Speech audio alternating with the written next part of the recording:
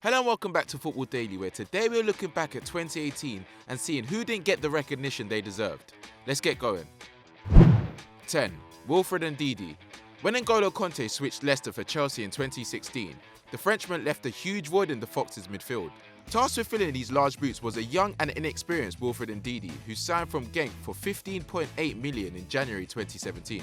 A huge ask for the 21-year-old, he managed to impress as he became a vital clog in Claude Puel's side, forcing Leicester to extend his contract in the summer to keep him at the King Power for 6 more seasons. The all-rounders break-up player has been essential to the Foxes' game plan, with his average number of tackles sitting at a huge 4.3 per 90. We can't compare this number to Kanté's output at Chelsea, thanks to the Frenchman's positional change and Chelsea having around 10% more possession than Leicester. If we take Kanté's output from his days in the Midlands, it's clear that the youngster is clipping the heels of the veteran, who made 4.7 tackles per 90 minutes. Kanté's confidence on the ball saw him lose it just 1.9 times per match, while Ndidi's inexperience is costing him possession 2.5 times a game. He might have some learning to do to reach Kanté's lofty standards, but at 21 years old, stepping into a side who lost the best holding midfielder in the Prem, Ndidi has one hell of a job and never really got the credit for it. 9. Nacho Fernandez. One of the biggest clubs in the world and a powerhouse of Europe with a feared back line, filling in the defence is a tough job at the Santiago Bernabeu. With huge pressure to perform and high expectations from the stands, Nacho Fernandez has been more than sufficient in the Spanish capital. Stepping up from Castilla to the first team, Nacho has grown season on season with Real. Despite only making 3 appearances across his first 2 seasons, the Spaniard has gone on to make double digits in every campaign since, gaining greater responsibility each time. Over the 17-18 season, Nacho averaged 2 tackles a game, which beats Varane's tally of 1 every 90 minutes. The 28-year-old Spanish international also completed 1.7 interceptions, again superior to Varane's 1.2 per 90. Obviously, these stats don't make him better than Varane, with Maldini famously saying if a defender has to make a tackle, then he has made a mistake. But they do suggest that with his average of 60 passes per 90 and 95% success rate, he can be relied upon. His ability to fill in anywhere along the back four proved extremely useful as Real suffered injuries, having started some key games last season, including the 3-1 against PSG, as well as replacing Carvajal in the Champions League final after his injury. The 28-year-old has proved his worth and deserves a seat at the big boys table. 8. Mario Mandzukic. Mario Mandzukic has played for some of the best clubs in Europe, with the likes of Bayern Munich, Atletico Madrid and now Juventus all on his footballing CV. Though he's never been the most glamorous striker, the Croatian has shown he's versatile, hard-working and a big game player. Last season, the Croatian was a key figure of Juve's Champions League run. Despite only making it to the quarterfinals, Mandzukic performed when it mattered, scoring 2 goals away at the Bernabeu to cut into Madrid's 3-0 lead on aggregate, almost seeing his team with a brace through until that late penalty. Not just a scorer of important goals, Mandzukic is also a well-rounded player. Under Allegri, Mario has seen himself shift from striker to left wing. In his 27 league appearances, he was managing 1.1 tackles per game, 0.8 interceptions, and 1.2 clearances per 90. As a natural striker, his effort and commitment should be hugely commended. Ronaldo's arrival in Turin has also allowed Mandzukic to stay in the shadows. CR7 walked into the starting lineup having scored 10 and assisted 5 in 15 starts. Mandzukic has proved he can keep up with the very best, striking 7 and assisting twice in 11 starts at the time of writing. The Croatian international even went under the radar in the summer, with headlines surrounding Lovren and Modric shielding him from the limelight. With 3 goals and 1 assist in Russia, including a goal in the final, he grabbed the runners-up medal, meaning that yet again, the underrated forward showed he can be relied upon, even when playing on the world's biggest stage. 7. Heung-min.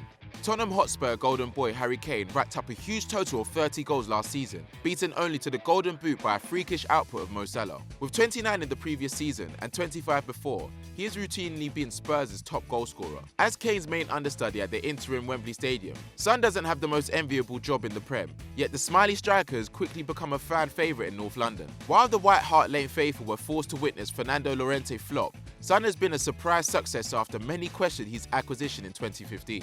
Despite not having the best start, Son's stock has skyrocketed since joining Spurs, contributing 21 goals in his second campaign and 18 in the following year, and with 5 goal contributions at the time of writing, he's matching Kane's output so far in the 18-19 term. Son has scored 47 goals and assisted 17 in his 140 club appearances. Still just 26 years old, the Korean has consistently provided for Tottenham when they've needed him, taking the pressure off and allowing respite for their number 9. Rarely creating a stir in the transfer window and reportedly earning 85k a week, 165k less than Alexis Sanchez is pocketing with just one Premier League goal for Manchester United. It's clear that Son is not only underrated but also underappreciated, and the Lily Whites are treading a dangerous line. 6. Roberto Firmino. With Mo Salah catching the eye in Merseyside last season, it's easy to brush over how important the contributions of Roberto Firmino were. Having done more than just convince Klopp to take a trip to the dentist, the striker was a consistent attacking threat across all areas of the pitch. The Brazilian scored 25 and assisted 14 in the Prem and Champions League. However, his importance goes beyond the typical striker's duties. Firmino created 11 big chances last season and also made an astonishing 65 tackles, more than the self-labelled best defender in the world, Dejan Lovren. Firmino is incredibly important for Klopp's high-pressing system. His tireless work rate and selfless nature means he gives himself to the cause in any way he can, whether it's scoring, assisting, or regaining possession, echoing Pep Guardiola's tried and tested system that relies on the press starting at the front. So far, Liverpool's 2018-19 campaign has gone swimmingly, sitting at the top of the Premier League at the time of writing. The 27-year-old has directly contributed 7 goals in 14 games, a quiet season in his books. But it seems that he might finally be getting the attention that he deserves, with rumours circulating that Barcelona are keen to reunite him and his national teammate Coutinho at the Nou Camp. 5. Christian Eriksen. Labelled as the most underrated player in the league by Jamie Redknapp in 2017, Eriksen has been consistently competing with Harry Kane and Dele Alli as the Lily Whites' most prized possession. Yet unlike the English pair, he hasn't been sniffed out by bigger clubs or given an improved contract by Daniel Levy. Despite only ever making the Premier League Team of the Year once, the Denmark international has been a consistent creative threat. He has created 321 opportunities since 2015.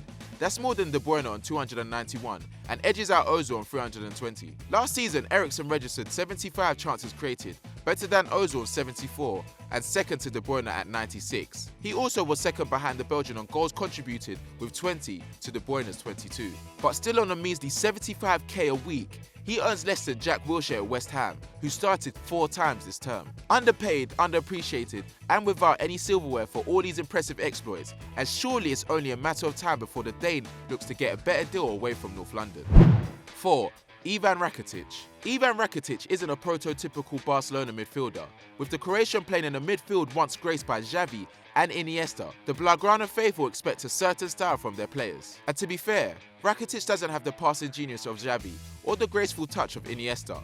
He is, however, an all-action midfielder, vital to the current squad. More pragmatic than prolific, Rakitic is capable of lightening the load on Busquets defensively, chipping in with 2.8 tackles and interceptions per 90 so far this season, and an impressive output considering Barcelona holds 62% of possession. Last season, when Barcelona were at their best dominating La Liga, the Croatian was averaging 100 passes per 90 minutes at a success rate of 91% and the high majority progressing on the play. Even though you might not think of the 30-year-old when the Blaugrana's trademark creative play, but in fact, only Leo Messi made more successful passes in the final third than the World Cup finalists last season. Pair that with his enabling qualities that allow his teammates to play, and it's obvious Rakitic doesn't get the credit he deserves from the Barcelona fans, who may not realise the complete nature of the Croatian as much as they should. 3. Sergio Busquets. Much like Rakitic, Sergio Busquets has got silverware to prove his stature in the footballing elite. But in the time consistent of Leo Messi, it's easy to go under the radar. And playing next to the iconic duo of Xavi and Iniesta hasn't helped much either. Vicente Del Bosque said if you watch Busquets, you see the whole game, and it's a great way to understand the Spaniard's importance. While his extremely modest output of just 8 goals in the Barcelona shirt in a decade and barely grabbed headlines, the entire game plan is conducted through the efficient and effective defensive midfield. Not only does he help shield the back line, but he's also very important for attacking tempo of the team, creating being the probable glue that keeps the team ticking. Rarely given plaudits from fans and journalists who prefer to clap a jaw-dropping goal or grab an easy headline, he explained, with the ball he makes the difficult look easy. He disposes of the ball in 1 or 2 touches. Without the ball he gives us a lesson of always being in the right place and running only to intercept. Even competitors have praised his qualities. Steven Gerrard admitted that he gave up pressing the Spaniard because he was simply impossible to play, and Rio Ferdinand stating that the Barca veteran could play in slippers and still perform. High praises from opponents and the mastermind behind Barcelona's entire philosophy begs us to ask why the midfielder is so underappreciated by the regular football fan. 2. James Milner. The footballing world owes James Milner an apology. For years he has been ridiculed for his unglamorous strength, responsibility and consistency. However, 2018 saw the Englishman go criminally unnoticed for what was a spectacular personal season. Last term, boring James Milner was a key figure in Liverpool's storm to the Champions League final, making 13 appearances and registering the competition's highest number of assists with 8. Over the 17-18 campaign, the workhorse put up 2.5 tackles and interceptions per 90, 1.9 clearances and blocks, as well as 2 key passes a game. Registering 2 assists already this season in the league, it looks like we can expect more of the same. The Englishman doesn't have the effortless grace on the ball that makes players like Hazard and David Silva spellbinding to watch. But the tireless team player has received a total lack of recognition from spectators who he has played in front of for 16 years. Turning 33 in the new year, Milner showed up to pre-season ready to replicate his impressive 17-18 form. Ahead of the new campaign, Liverpool conducted a lactic acid test to identify the first team's fitness level. Milner came out on top of the entire squad, fitter than all his younger teammates, showing just how much of a hard-working professional he is, and maybe how we should have appreciated his professionalism long before now. 1. Fernandinho. Taking the title of 2018's most underrated player is City's defensive midfielder Fernandinho. 5 years ago, the Brazilian joined the managerless Manchester City from Shakhtar Donetsk for £30 million. With 8 seasons under his belt in the Ukrainian league, the Etihad faithful would be forgiven for any doubt they had on his arrival. However, the deep-lying anchor has played the pivot in Pep Guardiola's side, an absolutely vital member of the record-breaking squad of the 17-18 campaign. Enabling the likes of David Silva and Kevin De Bruyne, the 33-year-old defensive midfielder completes a selfless but fundamental role for the Sky Blues. In fact, his 2,900 minutes for City was only behind KDB and the indispensable Otamendi. While in the Guardiola side, the attacking midfielders are allowed an off day with another world-class forward ready to pick up the slack. But the role in the middle of the park is relentless, and one that Fernandinho has no understudy for in the City squad. With a total of 2,975 passes in the league last term, he completed the 3rd most in the Prem, behind only teammate Nicolas Otamendi and Arsenal's Granit Xhaka. His possession was regularly used to progress the ball from deep. His 12.3 deep progression per 90 lead the entire top flight, a feat that neither Delph or Gundogan have come close to achieving in the centre of the park. His role in protecting the back four is also unrivaled by his teammates, making more tackles and interceptions than any of Guardiola's other options, with a lofty 4.7 tackles and interceptions per 90. 2018-19 has seen KDB ruled out, but with the return of Benjamin Mendy and the arrival of Laporte, the Sky Blues are still strong favourites to clinch the title. Yet Guardiola could reach a stumbling block should age catch up with Fernandinho. No one else in the squad is ready to take on such responsibility, meaning he is truly indispensable in one of the best sides in world football. So that was another one of our fantastic 10s. I hope you found it as riveting as I did. While you're here, why don't you go check out all our other channels, including FDFC, and don't forget to like and subscribe.